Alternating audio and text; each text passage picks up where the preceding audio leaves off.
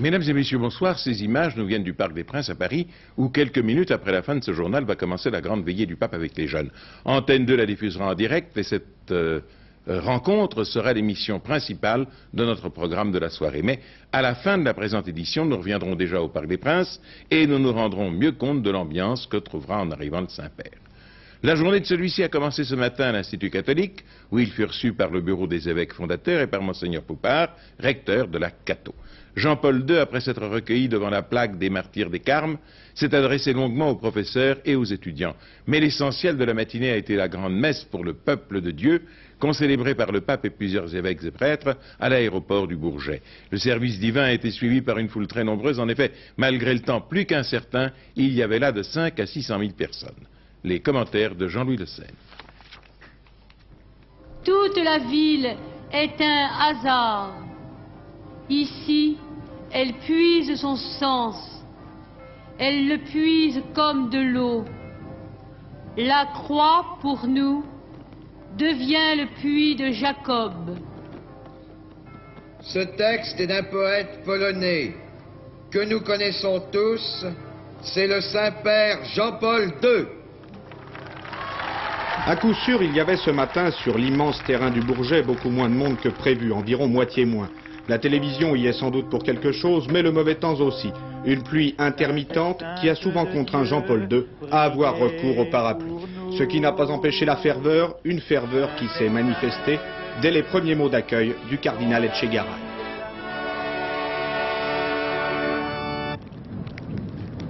Avec ses évêques, ses prêtres et ses diacres, un peuple saint, en ce jour du Seigneur, est réuni autour de l'autel. Il annonce le Seigneur jusqu'à ce qu'il vienne. Après lectures et chants, l'homélie que certains attendent, là debout depuis 5 heures du matin. C'est le rôle de l'homme dans la société, et surtout dans la société française, qui est mis en avant par le pape.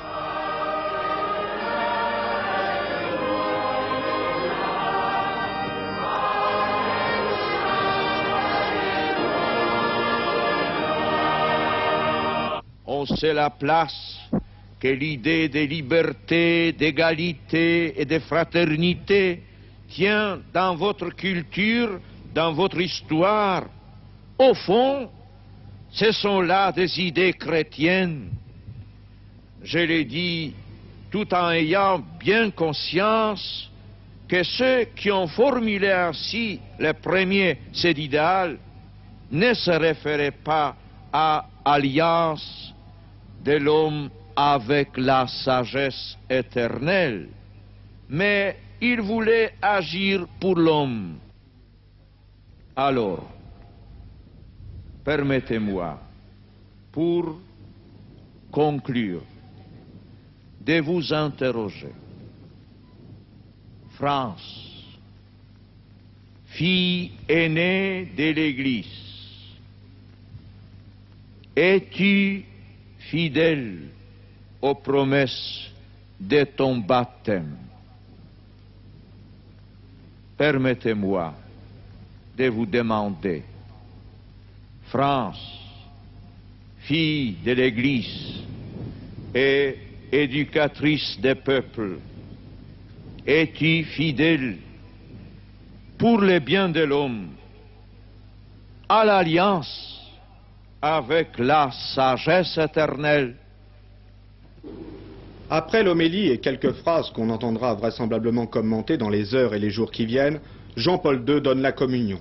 La communion à des jeunes d'abord, ensuite à des handicapés qui, pour pouvoir approcher le souverain pontife, ont dû arriver tôt au Bourget. Quand il viendra, un cœur ouvert pour l'écouter. Ne laissons pas mourir la terre.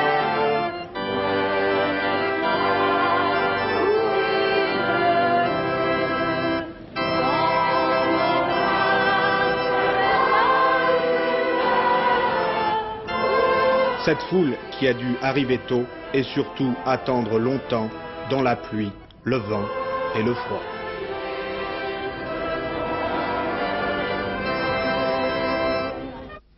Alors il y a ce qui se déroule à l'autel et d'où naît la ferveur collective, et il y a aussi les réactions individuelles des assistants un peu dans les coulisses, si vous voulez. Voici quelques impressions recueillies dans cette optique par Isabelle Bechler ce matin. Le Bourget, 6 heures ce matin, sous la pluie. Les fidèles arrivent depuis plus d'1 heure, à un rythme soutenu. Pour la plupart d'entre eux, ils ont voyagé en car toute la nuit. Les scouts, eux, ont dormi sur place, dans un hangar. Dès qu'ils auront pris leur petit déjeuner, ils vont aller assister les forces de l'ordre pour les derniers détails de l'organisation de la cérémonie. Il faut en effet canaliser cette foule énorme qui vient participer à la messe du peuple de Dieu. En tout, 500 à 600 000 personnes qui seront très strictement cantonnées, pour ne pas dire parquées, dans de grands carrés d'herbe délimités par des barrières. Plus tard, à 2 heures de la messe que doit célébrer le pape, l'atmosphère est encore détendue. On se prépare, on plaisante, on observe, on attend, on se recueille, chacun prend sa place et il est temps pour les prêtres qui vont distribuer la communion tout à l'heure de se réunir. Il est 9 heures. Jean-Paul II doit arriver dans 1 heure. Qu'à cela ne tienne, entre 2 prières, il faut bien prendre un peu de force avant d'affronter le froid du dehors. On a prévu un bar pour ces prêtres venus de partout en France. Les retardataires enfilent leur surplis à la hâte. Il leur faut encore savoir à quel groupe ils appartiennent, c'est-à-dire à quels fidèles ils vont apporter la communion. Disciplinés, recueillis ou parfois un peu fantasques, ils vont prendre le chemin de l'autel en enjambant l'herbe mouillée des champs du Bourget. Le grand moment est arrivé et avec lui un peu de soleil pour saluer l'arrivée du Saint-Père. La ferveur se déchaîne, la messe du peuple de Dieu va pouvoir commencer.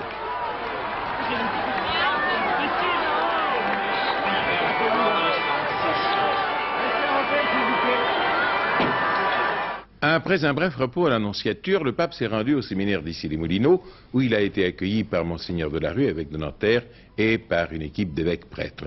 Des personnalités d'autres religions étaient présentes également. Voici d'abord le reportage et les commentaires de Jean-Claude Darigo sur cet après-midi au séminaire.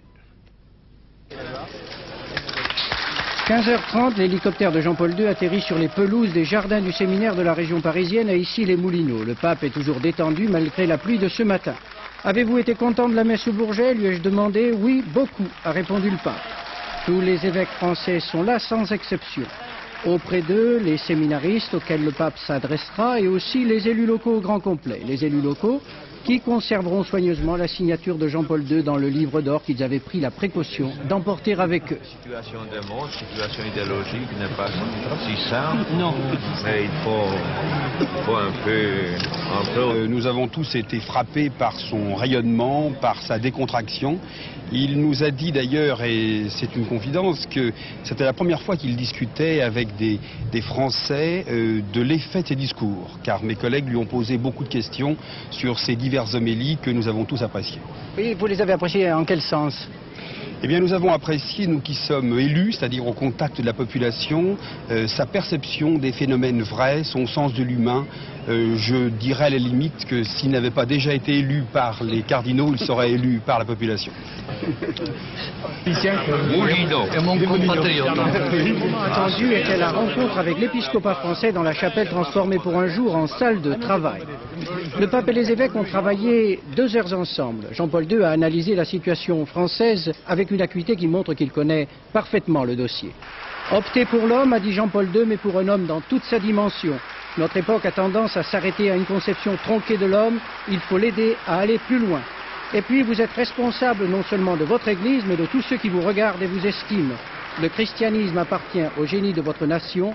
La France est toujours, a-t-il dit, la fille aînée de l'Église.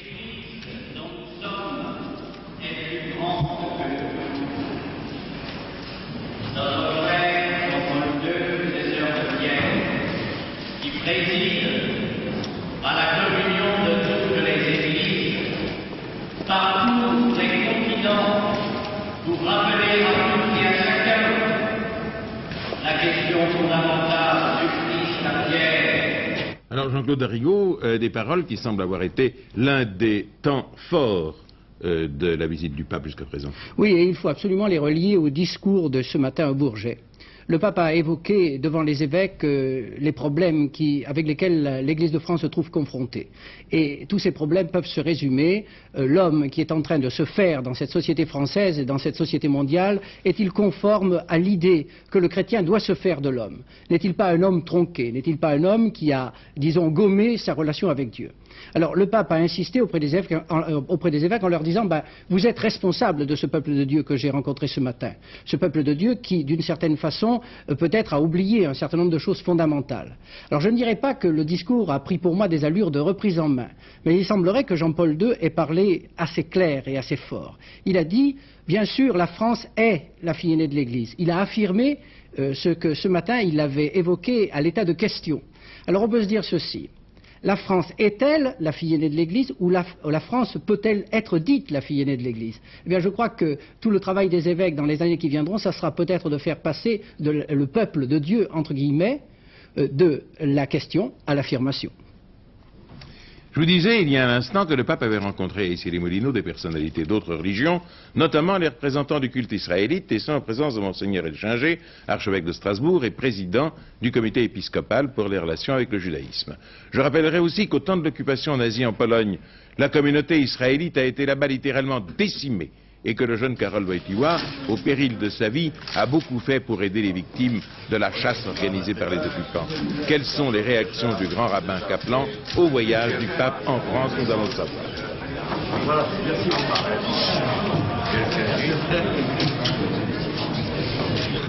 Ça a été une rencontre extrêmement cordiale, même très très agréable. Le pape est spontané, il est direct. Je lui ai dit que cette rencontre avait pour nous une très haute signification et que nous étions touchés de cette rencontre. Je lui ai dit, j'ai tenu à lui dire plus particulièrement des excellentes relations qui existent entre la communauté juive française et en France, avec les représentants les plus éminents du christianisme. Avez-vous abordé, monsieur le grand rabbin, des problèmes particuliers avec le Saint-Père? De problèmes particuliers, c'est seulement, on n'a pas eu beaucoup de temps pour parler de problèmes particuliers, d'autant plus que le pape lui-même avait préparé un texte qu'il a tenu à nous lire, un texte extrêmement sympathique à l'égard de la communauté. Alors ça a pris aussi, tout cela a pris beaucoup de temps.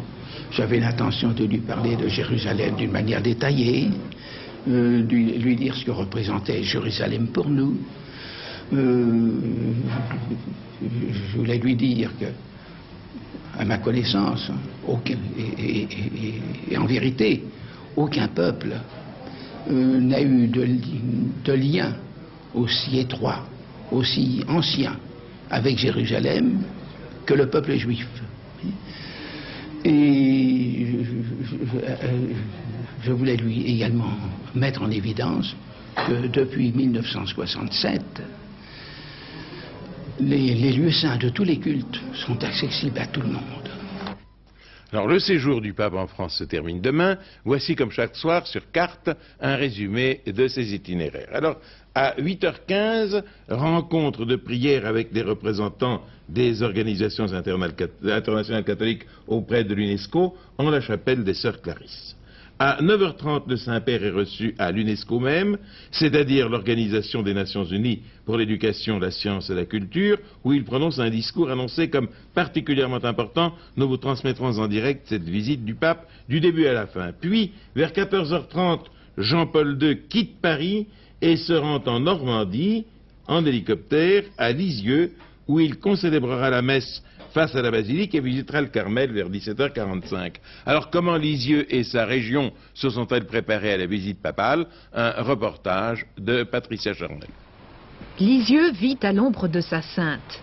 Écrasée par la basilique, sorte de temple baroque construit en l'honneur de Thérèse, la ville sacrifiée aux usages des lieux de pèlerinage et tout d'abord au commerce. C'est surtout beau la nuit dans le noir. Et vous avez des personnes qui le mettent sur la télévision.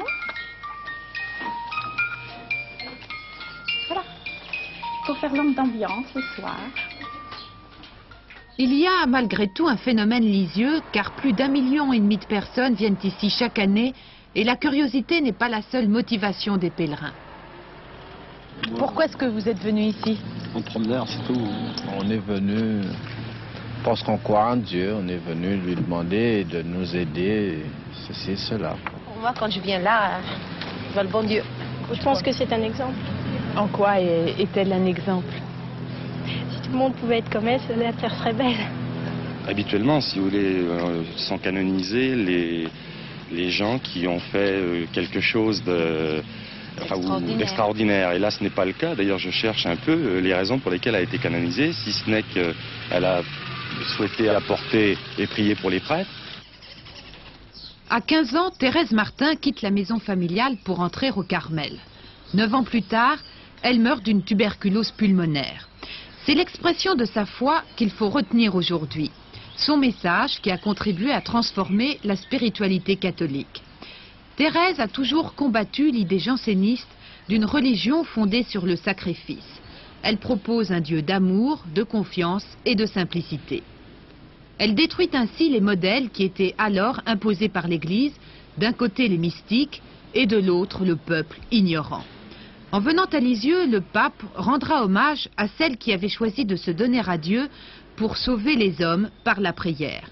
Il rencontrera les 15 carmélites de Lisieux, dont la vie repose toujours sur la solitude et sur le silence, 15 femmes cloîtrées et cachées en plein centre de la ville. Les carmélites, comme beaucoup d'autres contemplatives d'ailleurs, sous des formes différentes, recherchent un absolu de Dieu.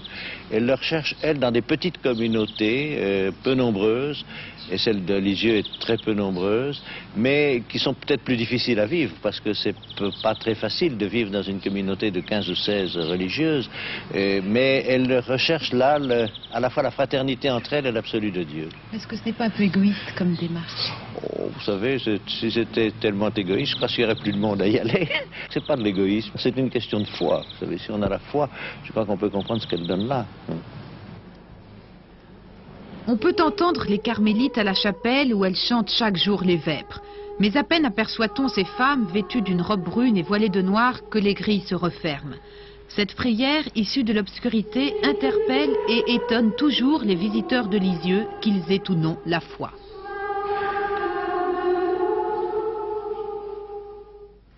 À 18h30, je reviens à la carte. À 18h30, le pape quitte Lisieux pour l'aéroport de Deauville-Saint-Gatien, où il est salué par M. Raymond Barre, Premier ministre, par M. et Mme Michel Dornano. Et à 19h et quelques minutes, parce qu'en général, ces journées sont longues et il prend un peu de retard, il décolle en avion et il part pour Rome.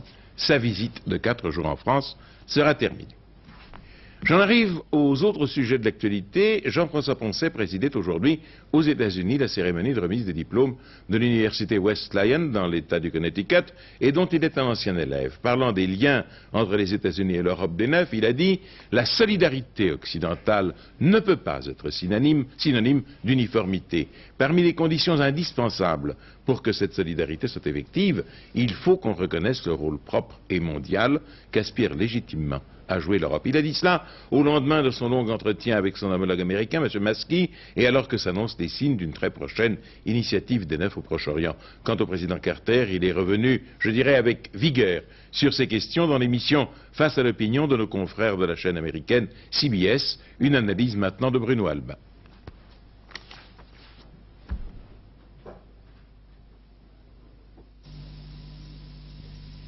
Le président l'a répété 2 fois à la télévision et à moins de 24 heures d'intervalle, les États-Unis n'hésiteront pas à utiliser leur droit de veto à l'ONU pour empêcher le bouleversement ou la destruction du processus de Camp David. C'est on ne peut plus clair. Jimmy Carter est convaincu que les États-Unis doivent conserver l'initiative dans la recherche de la paix au Proche-Orient. Et cela, a-t-il ajouté, aussi longtemps que les États-Unis seront engagés dans des négociations qui peuvent réussir. Il ne faut pas s'y tromper. C'est l'Europe qui est visée. Il y a des coïncidences troublantes. Jean-François Poncet, le ministre des Affaires étrangères, était avant-hier l'hôte du secrétaire d'État Edmund Muskie. Il lui avait confirmé une prochaine démarche européenne en faveur de la paix. Visiblement, Cela ne plaît pas à la Maison-Blanche. Il reste que cette initiative sera discutée à Venise lors du prochain Conseil européen, une occasion pour les 9 de s'affirmer diplomatiquement, quoi qu'on en dise à Washington. À propos du Moyen-Orient, notons que le congrès du Fatah, la principale organisation palestinienne au sein de l'OLP, a décidé de rejeter toutes les initiatives européennes concernant un règlement du conflit du Proche-Orient, selon ce qu'écrit le quotidien syrien Al-Bas, qui estime aujourd'hui que l'Europe, n'occupant pas une position de force, ne peut pas faire de propositions sérieuses. Voilà une position à laquelle on ne se serait pas attendu. Et par ailleurs, M. Begin, chef du gouvernement israélien, a décidé de ne pas remplacer son ministre de la Défense démissionnaire, M. Weizmann. M. Begin, qui prend lui-même ce portefeuille, ne veut donc pas, semble-t-il, régler dès maintenant les difficultés de fond qui avaient provoqué le départ de M. Weizmann. Demain, M. Giscard d'Estaing part pour la Finlande en visite officielle. La Finlande est un pays qui se trouve exactement à la charnière historique et géographique entre l'Est et l'Ouest. Elle doit tenir compte plus que quiconque de sa position géographique, puisqu'elle est la voisine immédiate de l'URSS. Un homme dirige la politique finlandaise depuis de longues années, M. Urho Kekkonen, président de la République, ancien médaillé olympique au javelot. Il demeure, malgré les devoirs de sa charge et son âge, un excellent skieur. Ce skieur de fond solitaire qui fait sa trace dans la forêt finlandaise, c'est le président de la République, Urho Kekkonen, depuis 24 ans à la tête de l'État. À 80 ans, cet homme qui fut aussi président du comité olympique finlandais bat des records de longévité politique. En 1984, il aura terminé son 3e mandat présidentiel. Urho Kekkonen représente surtout un élément de stabilité dans la politique finlandaise qui rassure le grand voisin soviétique. Cet homme, qui a reçu des mains de M. Mikoyan, chef de l'État soviétique, le Grand Ordre de Lénine en 1964, a même donné son nom à une attitude politique, la ligne Kekkonen, qui veut que la confiance des soviétiques soit la condition indispensable de la survie de la Finlande. Et aujourd'hui, M. Kekkonen est reçu à Moscou avec les mêmes égards que les dirigeants du monde communiste. Ne pas froisser l'URSS, c'est le prix que la Finlande doit payer pour son indépendance, mais M. Kekkonen peut se vanter aujourd'hui d'avoir mené entre l'Est et l'Ouest une politique que les Finlandais ont baptisée eux-mêmes de neutralité active. France, M. Michel Rocard a affirmé aujourd'hui qu'avec le projet de loi d'Alain Peyrefitte sur la sécurité et la liberté, le pouvoir, je cite, veut domestiquer la justice. Michel Rocard a été particulièrement dur à l'égard du projet. Dans le club de la presse d'Europe numéro 1, Alexandre Sanguinetti a déclaré que si Michel Debré était candidat à la présidence de la République l'an prochain, il voterait pour lui par amitié, par fidélité, par estime. Devant le Forum national des lycéens organisé à Lyon, Christian Belac, ministre de l'Éducation, a indiqué que le poids des études de mathématiques serait allégé en classe de seconde dès la rentrée de 81. Nous nous rendons maintenant aux États-Unis, en faisant un véritable saut dans l'avenir. Claude Guénière, représentant permanent d'Antenne 2 sur la côte ouest, nous conduit à Las Vegas pour un reportage sur ce que pourra être la télé de demain, avec ses surprises techniques, ses gadgets et les étonnantes possibilités d'un appareillage sophistiqué, un reportage qui ne vous laissera sûrement pas indifférent. Bonjour, et commençons ce reportage de la manière la plus classique. Nous sommes à Las Vegas, capitale mondiale du jeu et de l'illusion. L'illusion du gain, bien sûr. Las Vegas, qui accueille une gigantesque exposition de matériel de télévision. Caméras, vidéos, magnétoscopes, ordinateurs, microprocesseurs, computers. Là encore, le monde de l'illusion. L'illusion technique, bien sûr. Et je vous propose de faire un petit tour de ce monde du trucage et des effets spéciaux. Avec cette première question déconcertante pour le journaliste chargé de rapporter des témoignages, quelle est la vérité de cette image? Bouge-t-elle réellement?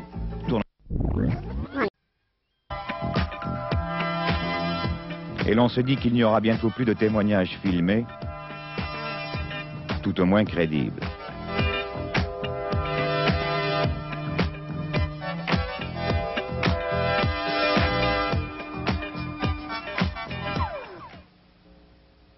Regardez. Okay. 1, 2, 3. Jamais la présentatrice, filmée pourtant en direct, n'aura vu ces photos accrochées.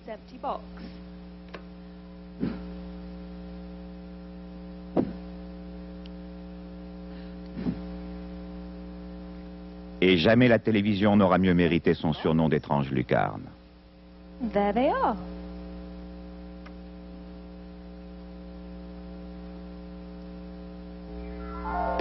Et ces gadgets électroniques sont la dernière folie de la télévision américaine. Ils arrivent en France. Mais comment les utiliser? Car les effets sont à ce point surprenants qu'ils ne peuvent être répétés sous peine de lasser.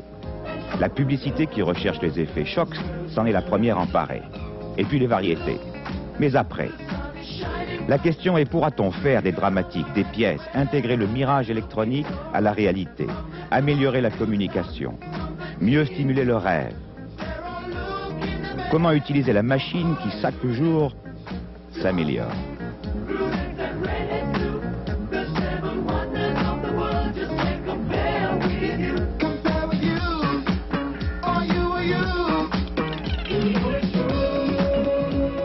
Et par exemple ce décor qui change.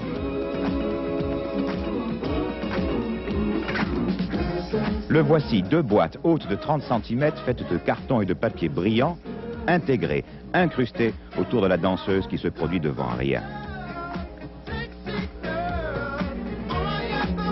On peut aujourd'hui dessiner sur un écran de télévision, changer les couleurs, gommer, recommencer et écrire, même des fautes d'orthographe, que l'ordinateur ne corrigera pas. Les ingénieurs proposent, offrent de nouvelles possibilités aux réalisateurs qui cherchent à utiliser ce nouveau langage, peut-être un nouvel art, en tout cas la télévision de demain.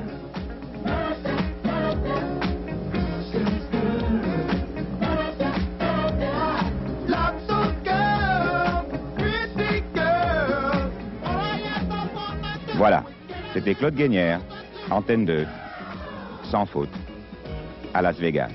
Au revoir. Il va présenter la télévision dans quelques années, ça sera tout un travail. Claude Julien, rédacteur en chef du Monde diplomatique, sera appelé à succéder à Jacques Fauvet comme directeur du journal Le Monde en 1983. Ainsi en a décidé la Société des rédacteurs du Monde, qui s'est prononcée sur son nom à une majorité de 62% de ses parts.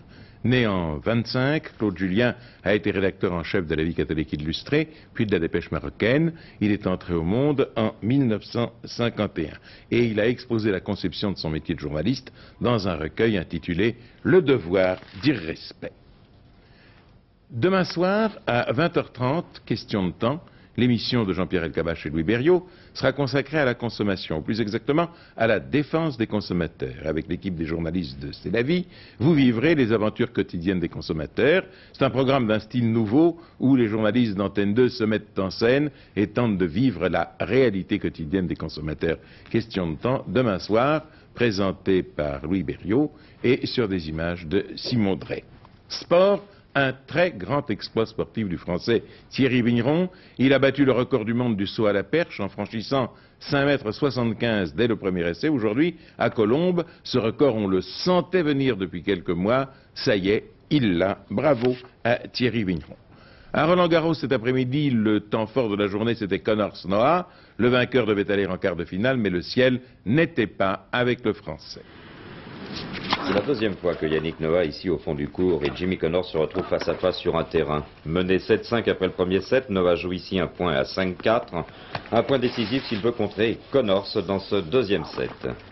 Noah va monter au filet, et c'est l'accident. Il sera victime d'une élongation musculaire. On va revoir cet accident au ralenti. L'avantage alors va être à Connors. Courageusement, Noah va revenir dans le jeu, mais pour lui c'est déjà fini. Il ne pourra plus appuyer sur sa jambe droite et c'est l'abandon. Voilà la course de Yannick Noah. Presque un grand écart. L'accident. Curieusement, malgré une façon de jouer qui n'est pas naturelle pour lui, également dominée à la marque, Yannick Noah pouvait espérer retourner la situation à son avantage et dans ces conditions se qualifier pour les quarts de finale. Son accident ne lui aura pas permis de le prouver.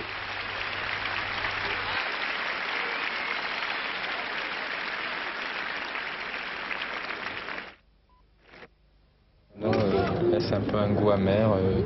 J'aurais préféré perdre sans avoir abandonné. C'est la première fois de ma carrière que j'abandonne en cours de match et je dois dire que j'aurais préféré que ce soit ailleurs qu'à Roland-Garros. Vous souffrez de quoi exactement? J'ai une élongation des ischio-jambiers. On a eu l'impression, durant les 2 premiers sets que vous avez joué, que vous aviez quand même des difficultés face à Connors, que vous ne saviez pas exactement comment le prendre.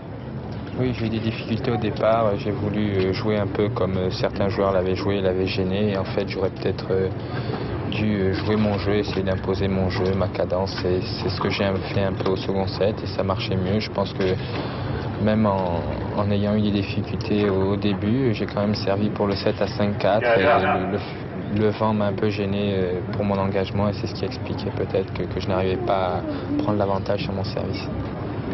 De nos jours, la passion du tennis se transforme en une véritable fièvre blanche. Les organisateurs de Roland-Garros pensent qu'à la fin de la quinzaine, il sera venu 250 000 spectateurs. Mais tout succès a, si j'ose dire, son revers. Et déjà, l'on déplore le comportement d'un nouveau public qui, contrairement à ceux qui l'ont précédé, a pris l'habitude de manifester et de siffler. Un reportage d'Alain Teller. Si l'on en croit la rumeur, cette année, l'écart s'est accentué entre la mondaine tribune présidentielle, avec ses applaudissements feutrés, ses habitués célèbres, bref, son tennis un peu parfumé, et la trop indisciplinée tribune D, le poulailler de Roland-Garros, vivier de ces nouveaux aficionados du tennis. Réellement, c'est un succès énorme, même plus que le rugby et que le football. Je reconnais, j'étais hier avec toi, il y avait au moins 25 ou 30 000 personnes. Je connais pas beaucoup le tennis, alors. Quel est votre sport favori? Le football. Ouais. Et il y a une similitude entre l'atmosphère que vous retrouvez au Parc des Princes et celle de Roland-Garros, par exemple? Ah, non, c'est pas pareil. C'est plus chic ici, je trouve. Oui. Plus snob, quoi, je pense. 250 000 passionnés sont attendus, et sur le nombre, 2 publics. La rencontre de l'ancien et du moderne, 2 conceptions, 2 récupérations différentes aussi d'un sport-spectacle à recette qui attire de plus en plus de monde et de moins en moins de connaisseurs. Je crois que ça tient également peut-être au comportement des joueurs qui a également changé. J'ai l'impression que dans le temps, les joueurs contestaient moins les balles, les points. Et comme ils contestent, ma foi, chacun participe, aussi bien le public que les joueurs, et ça crée une ambiance qui n'est pas toujours très sympathique, évidemment. Peu sympathique, Kojol sera de cet avis. Le nouveau public l'a abandonné et sifflé au moment où il pouvait battre Connors. Peu sympathique aussi à l'égard des arbitres, abondamment conspués et qui partagent ici l'opinion de Noah. Sympathique enfin aux yeux de Nastase, lequel, paradoxalement, est le joueur qui peut se vanter d'avoir été le plus sifflé au cours de sa carrière. Je crois que le public doit participer. Il doit, s'il paye l'argent, il doit crier, il doit manifester ses sentiments. Je trouve que le tennis déjà c'est très ennuyeux comme sport. Et si on ne participe pas, c'est pas bien. Il faut avoir de l'atmosphère. C'est une autre tennis, c'est une autre public aussi.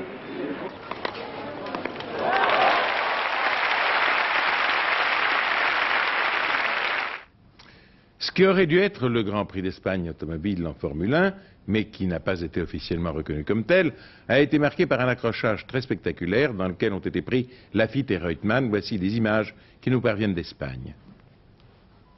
Dans ce Grand Prix d'Espagne, en effet, qui ne compte plus pour le championnat du monde, Reutemann avait pris le meilleur départ. Et ici, tandis que Carlos Reutemann sur la droite va tenter l'intérieur auprès de Villota qui prend un tour, Jacques Laffite va essayer de tenter la même manœuvre. Mais à l'extérieur, Villota ne l'a pas vu, les 2 voitures se sont percutées et ont terminé dans le rail. Les Williams n'auront pas tout de même tout perdu puisque Jones va remporter la course devant Jorgen Mas. En revanche, Ligier a perdu dans l'histoire ces 2 voitures, celle de Laffite qu'on vient de voir l'accident et celle de Pironi qui perdra une roue un peu plus tard. Un drôle de bilan pour un Grand Prix qui ne compte pas. Francamente, desde la posición que estamos exactamente en la columna de marcador de vueltas, del contador de vueltas, hasta la última posición. Nous suivons ici la... J'en viens aux courses de suite, mais cette voix en espagnol que vous entendiez, c'est celle du commentateur de la télévision espagnole, naturellement. Alors, aux courses, on a revu en piste à Longchamp la jumenterie Troïkaz, elle a été battue, et c'est Northern Baby qui a gagné le prix de l'art. Tiercé, un parcours ultra court, peu de partants, et la victoire d'un cheval anglais nommé Baptême, c'était le jour ou jamais.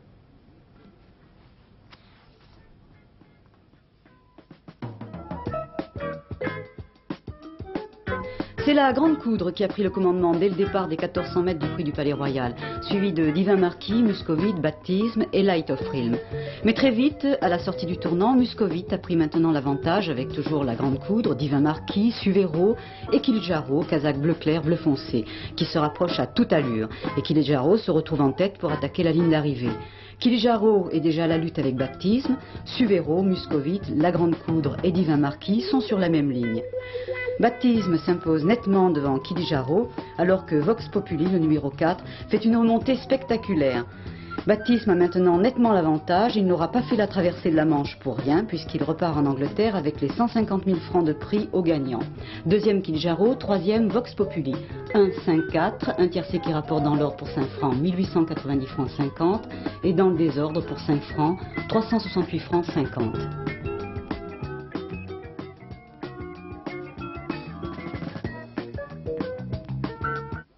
Pour terminer ce journal, nous nous rendons à nouveau au Parc des Princes. Philippe Arroir, qui va commenter pour nous d'ici quelques minutes en direct la veillée du pape avec les jeunes, nous donne ses impressions sur l'ambiance peu de temps avant l'arrivée du Saint-Père. À vous le parc. Eh bien, comme au plus grand soir des plus grandes rencontres sportives, le Parc des Princes est plein à craquer. 51 000 jeunes sont ici dans ce parc. 40 000 n'ont pas pu rentrer et sont restés à l'extérieur. Il ne s'agit pas, bien sûr, d'une rencontre sportive, il s'agit d'une rencontre avec Jean-Paul II, d'une veillée. Le pape aime beaucoup les jeunes et dans tous ses voyages, il a toujours voulu qu'il y ait un temps qui leur soit consacré. En France, ce sera à Paris et au Parc des Princes. Le stade a sa physionomie tout à fait habituelle. Vous voyez les publicités, bien sûr, comme pour un match de football. Mais ce sera évidemment pour un spectacle tout à fait exceptionnel. Il y aura un spectacle ici, un spectacle qui sera avant tout une prière. Le Saint-Père arrivera sans doute vers 21 h. On pense bien entendu qu'il est en retard. Le pape aime à prendre son temps et il est toujours en ce moment avec les évêques à Issy-les-Moulineaux. Il dîne avec eux. Il arrivera donc vers 21 h. Il sera accueilli par cet endroit, exactement, il entrera par cette porte, et les premiers qu'il rencontrera, ce seront des handicapés qu'il saluera et qui sont de chaque côté de cette porte. La chorale que vous voyez ici répétée chantera ce même Alléluia et commencera donc, après une présentation par le cardinal Marquis, ce qu'on appelle l'accueil de Jean-Paul II. Puis ce sera un temps de dialogue entre les jeunes et les papes. Ces jeunes qui sont venus de toute la France, ici, en très grand nombre, et qui dialogueront donc avec le Saint-Père. Ce sera ensuite un temps de prière, puis le pape Jean-Paul II s'adressera plus particulièrement à tous ces jeunes extrêmement enthousiastes, vous le voyez. À côté de nous d'ailleurs, nous avons demandé à Claire, qui est venue avec ses camarades, Antoine et Brigitte, nous leur avons demandé pourquoi ils étaient venus et qu'est-ce qu'ils attendaient de cette soirée. Eh bien, je suis venue ce soir parce que je savais que ce serait un énorme rassemblement de jeunes et pour moi c'est très important de sentir autour de moi des jeunes qui croient et qui essaient de vivre leur vie de tous les jours avec Jésus-Christ. Mais vous êtes venus pour le pape aussi? Pour le pape aussi, bien sûr, mais aussi pour les jeunes parce que c'est très important d'avoir du monde autour de moi. Bien, nous n'avons pas beaucoup vu Claire, mais nous la verrons peut-être mieux tout à l'heure, puisqu'ils resteront avec nous. C'est une veillée de jeunes et nous avons tenu à ce que des jeunes commentent cette soirée que nous vous présenterons intégralement avec nous. De quoi parle-t-on, Jean-François Six, qui sera également des nôtres, de quoi parle-t-on en attendant le pape? Eh bien, on parle de lui d'abord, et puis on parle de son voyage qui a été suivi par la télévision ou qui a été suivi sur place lors des différentes étapes. Et une chose a énormément frappé tous ces jeunes avec qui nous avons pu nous entretenir, c'est la messe du Bourget de ce matin et notamment l'homélie que le Saint-Père a prononcée. C'était une homélie religieuse qui était centrée sur la fête de la Sainte Trinité qui était célébrée aujourd'hui, mais les jeunes ont trouvé que le Saint-Père était un peu sorti de son propos religieux en parlant bien entendu des droits de l'homme et en parlant également aux non-chrétiens. Jean-François Six. Oui, pour moi j'ai été assez frappé aussi et j'ai écouté les jeunes qui sont autour de nous, et depuis ce matin j'ai eu aussi des coups de téléphone, le pape a une passion vraiment pour l'homme, et une passion pour les droits de l'homme. On dirait qu'il regarde vers l'avenir à la fois avec une certaine anxiété en disant qu'est-ce qui va se passer, et en même temps avec une très grande espérance. Et s'il y a ce soir, c'est parce qu'il se dit, c'est sur les jeunes que je peux compter peut-être d'abord et avant tout. C'est eux qui vont avoir 30 ans, 40 ans, 50 ans en l'an 2000. Ils vont construire ce monde de demain. On peut peut-être espérer avec eux, et je veux espérer avec eux, que les droits de l'homme seront moins bafoués, qu'ils seront mieux mis en œuvre. Alors on s'est dit à Antenne 2, d'ailleurs, on avait fait une émission il y a 15 jours, Qui croire, ça avait été assez passionnant. Et on s'est dit, on va refaire une autre émission, on va faire participer les jeunes, et on voudrait que les jeunes nous disent s'ils veulent participer aux droits de l'homme, comment ils veulent y participer. Alors pour ça, c'est simple, il suffit d'écrire une carte postale en disant, en donnant son nom, son adresse, et en disant je veux participer de telle ou telle manière aux droits de l'homme, ou bien je ne sais pas bien comment mais je voudrais y participer. Alors je donne l'adresse, vous écrivez Jean-François Six, Jean-François Six, SX comme le chiffre, c'est facile. Alors, Antenne 2, Paris. Oui, Paris, ou 15 rue Cognac-G, mais Paris, ça suffit. Nous aurons l'occasion d'en reparler, mais je voudrais revenir à cette homélie du Bourget qui était vraiment très importante. J'ai l'impression que le pape, en lançant un appel général, j'allais dire, à l'homme, oui, sortait du cadre religieux pour aborder un peu le cadre politique. Oui, alors si c'est de la politique de dire qu'il faut que l'homme soit partout mieux honoré, alors là pour moi je suis à 100% pour la politique, c'est-à-dire pour le bien des peuples. J'étais frappé, l'autre jour je voyais une enquête sur les jeunes, ce qu'ils désiraient d'abord et avant tout. Quelle était la valeur première? Alors il y avait deux choses qui arrivaient en même temps. D'abord, la paix dans le monde, et deuxièmement, que le développement se fasse, qu'il n'y ait plus ce tiers-monde épouvantable. Eh bien, je suis certain que ce soir, le pape va encore reparler de la paix et du tiers-monde. Je suis également... Écoutez, nous en reparlerons bien entendu. On a souvent dit que ce magnifique Parc des Princes était une cathédrale de béton futuriste. Eh bien, ce soir, le terme est tout à fait... le terme est tout à fait approprié. Nous retrouverons donc vers 21 h Jean-Paul II au Parc des Princes avec ses 50 000 jeunes. Météo, le temps demain, des côtes de la Manche au Pas-de-Calais, très nuageux avec de petites pluies. Sur le reste du pays, le temps s'améliorera, quel plaisir de l'annoncer, avec de belles éclaircies et quelques nuages passagers. La matinée sera fraîche avec des brouillards dans le sud-ouest et des brumes dans le centre et le nord-est. Mais les températures maximales seront en légère hausse. Notre édition est terminée, n'oubliez pas nos prochains rendez-vous, je vais vous les résumer. La soirée au Parc des Princes après la fin de ce journal, et Philippe Arroir et Jean-François Six viennent, comment dire, de nous mettre l'eau à la bouche. Les dernières informations en fin de soirée par Gérard Holtz. Demain matin, à partir de 9 h 30, la visite du pape à l'UNESCO que nous vous présenterons en direct, Jean-François Six et moi-même, et demain soir, à 20 h 30, question de temps sur la consommation. Bonsoir. Merci.